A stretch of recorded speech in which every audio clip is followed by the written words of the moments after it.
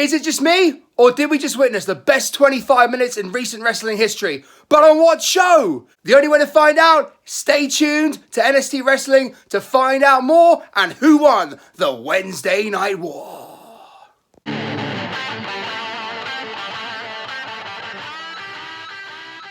What's going on, guys? Nick Swetnam here. That's NICKSWETTENHAM, and this is NXT Wrestling. Right, we had week 4 of the Wednesday Night Wars, guys.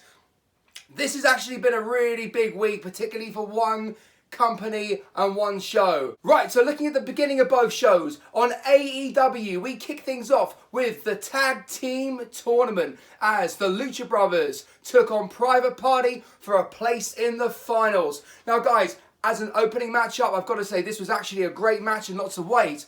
I am a little confused, though, with AEW at times because I want to know who the heel is here. You know, I'm not saying you have to always have heels and baby faces, particularly in tournament matches, because in tournament matches, it's may the best team win, and you don't need to put heels against baby faces. In fact, I like it when the heels and the baby faces don't always meet because it makes it less predictable. Now, my problem, though, is the Lucha Brothers came out and were pretty much playing up to the fans. You would think they were baby faces. I've been watching AEW for the last few weeks, so I know that the Lucha Brothers attacked SCU, and we know that they are the heels of that rivalry. But if you missed that, you wouldn't know who the heel was. The main thing is, guys, lots of high spots in this match. Maybe too many. I mean, God, how many maneuvers do they need to do? How many big spots do they need to do? You know, it's almost too much. I love it from a, purely entertainment point of view. My eyes are entertained. There's hardly any room to breathe. But that's maybe the problem. There's not much storytelling going on here. The Lucha Brothers, however, did get the victory. And this will lead on to our next match coming up on AEW.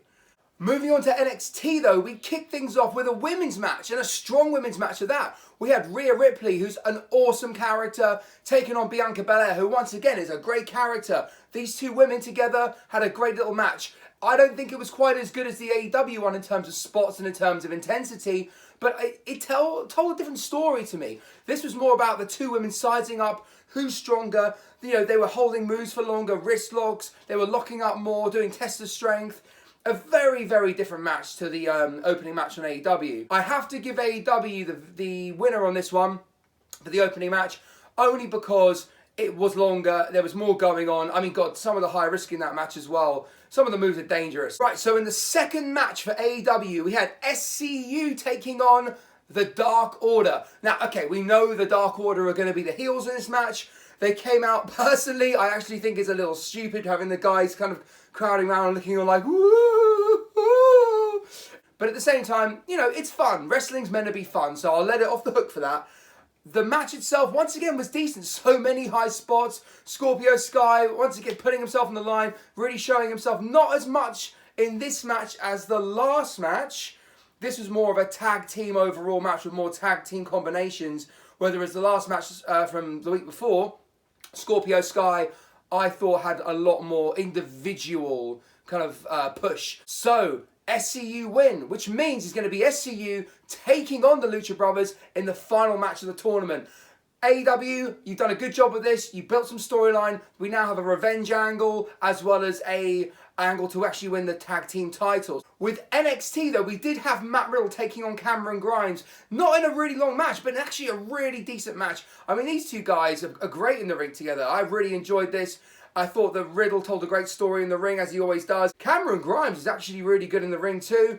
And the right guy won, once again, getting over Riddle even more, but still not making Cameron Grimes look too weak. So well done, NXT. We also had a 6-man tag team match with the Forgotten Sons taking on Brie, Xango, and Isaiah Swerve Scott as a surprise partner for these guys. I've got nothing bad to say about this match. It was, once again, a really, really good tag team match. And it's nice to have a 6-man tag rather than just with AEW having 3 tag team matches. The main thing I want to talk about with the middle of these shows here, though, is the Chris Jericho and the Inner Circle. So, during the second tag team match, Chris Jericho and the Inner Circle came out, minus Jake Hager, which I don't know where the hell he is. He wasn't on the show tonight. I don't know why. I guess we'll find out maybe through backstage news or just next week. But they came out, you know, they were drinking champagne, they were being absolute jokers. Chris Jericho is just brilliant. And when we had the match between Joey Janela taking on Kenny Omega, in once again a good singles match, not quite as obviously as crazy as Joey Janela's last match on Dynamite, but look, this was still decent.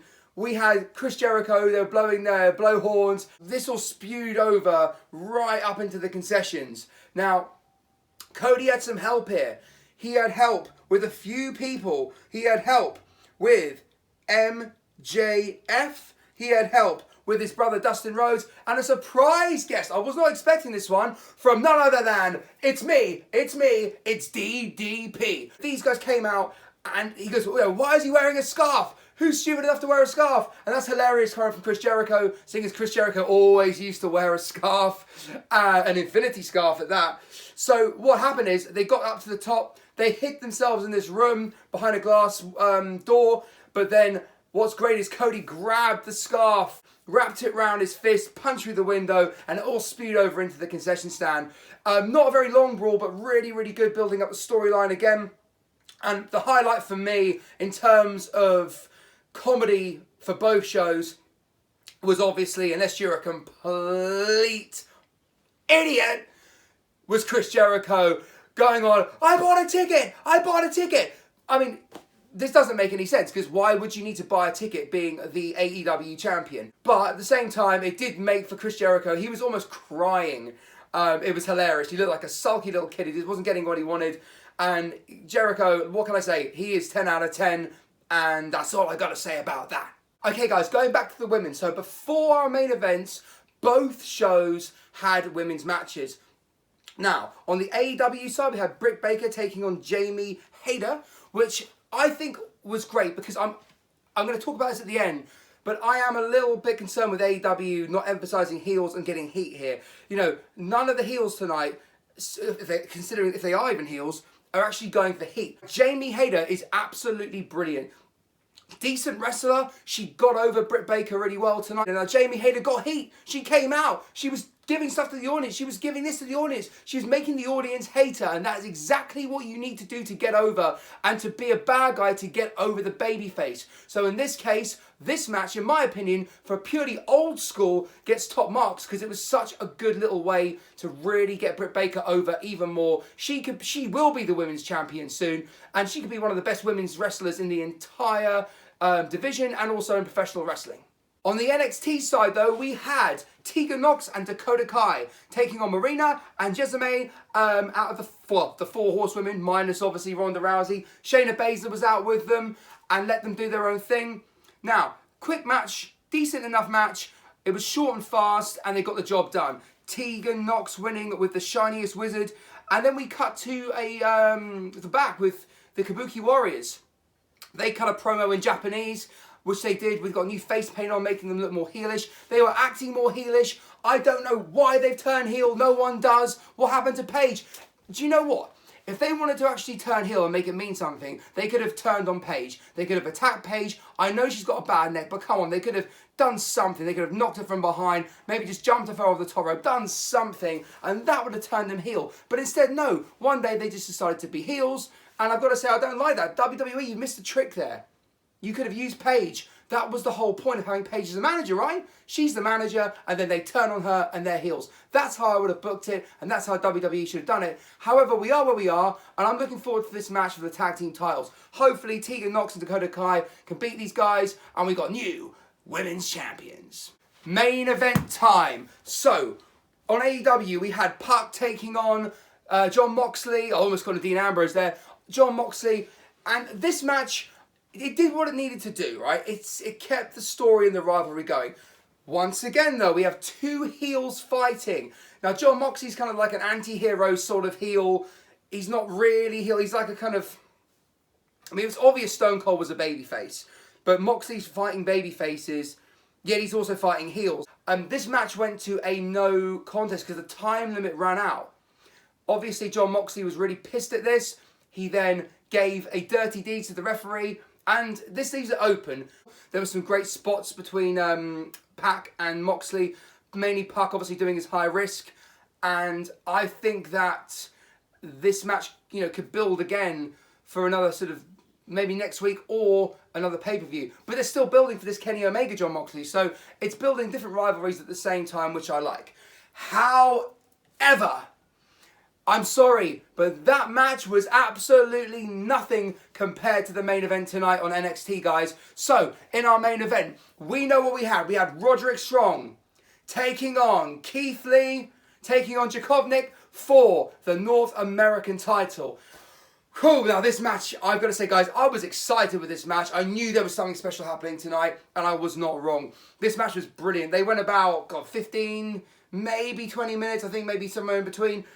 Keithley, for a big guy, he's a bit clumsy, but God, man, that guy can move. I mean, that somersault he did to the outside and that big dive, I mean, God, this guy's amazing. They had all these spots. It was just non-stop with these guys. That spot he did when he lifted both of them up and dropped them, I thought it went wrong, but then I realised actually I don't think it did. I think it's just that was just a manoeuvre. I mean, whatever it's called, but that was brilliant. I love the ending. You thought Keithley was gonna win, but then no, he gets kicked, and then obviously we've got Roderick Strong picking up the victory. Now, this is where it gets interesting. Going back to the beginning of the video when I said to you guys, we witnessed potentially the best 25 minutes of pro wrestling in recent history. Right, so as the match ended, the Undisputed Era came out, started attacking Keithley, etc. And then Tommaso Ciampa came out, and he was obviously joined by Johnny Gargano. Now, these two came out. There was obviously strength in numbers from the Undisputed Era. We then finally hit Finn Balor's music. Finn Balor comes walking out looking very cool, no smile. But, you know, you think, right, Finn Balor's kind of evening the odds. Now, guys, I'm not going to swear on this channel, but holy you know what, mamma mia, Finn Balor did what I've wanted Finn Balor to do for the last, 2-3 years since he started becoming the smiling douchebag Irishman, and he switched. He turned on Tommaso Ciampa and Johnny Gargano. The spike he gave Johnny Gargano on the outside on the ramp was unbelievable. I'm surprised Johnny Gargano isn't hurt, and I would not be surprised if it comes out in the next 24 hours that he is hurt. But guys, look, this was amazing. That's a clear heel, guys. That's a heel turn. That's how you do a heel turn. Classic WWE heel turn. But man, I'm so sick and tired of the smiling Irishman gimmick. I'm so glad it's done. I'm so glad he's a heel, and I cannot wait. I want to watch NXT next week. I want to watch AEW next week too, because I want to see what's going to happen between Cody and Chris Jericho. But man, I want to see what's happening next week between with Finn Balor and everything else going on here with the Undisputed Era. When I look at this overall, yeah, the opening match with AEW won. The middle, you know, if you look on it as far as storyline goes, yeah, Cody Rhodes and Chris Jericho, they definitely won. However, the main event tonight, guys, they killed it. Absolutely killed it for NXT. And if you look as well about variety of matches, we had 3 tag team matches in AEW. And only 2 single matches for men's, and we had 1 women's singles match. So 3 singles matches in total, but only 2 for the men's, and then 3 tag team. On the NXT side, we had 6 matches as well. 2 tag teams, 1 being a 6-man, so that's more variety in itself. We had 2 women's matches, 1 tag team match, and a singles match. I think that NXT are obviously pushing their women's division harder. They are doing more variety of matches, but at the same time, the wrestling quality on both shows is great. AEW is a bit more fast-paced, a bit more dangerous. Whereas NXT, I think they know how to slow things down a bit more. And I think that comes with experience too. I think, and the right guidance. I think they've got better guidance maybe in NXT with the right people coaching them. You've got Regal there, you've got Triple H there saying slow the pace down. And by God, we all know Regal and Triple H can slow a pace down. So tonight, guys, who wins? I've got an answer for you, and it's very, very simple. It was close in some ways in terms of wrestling quality.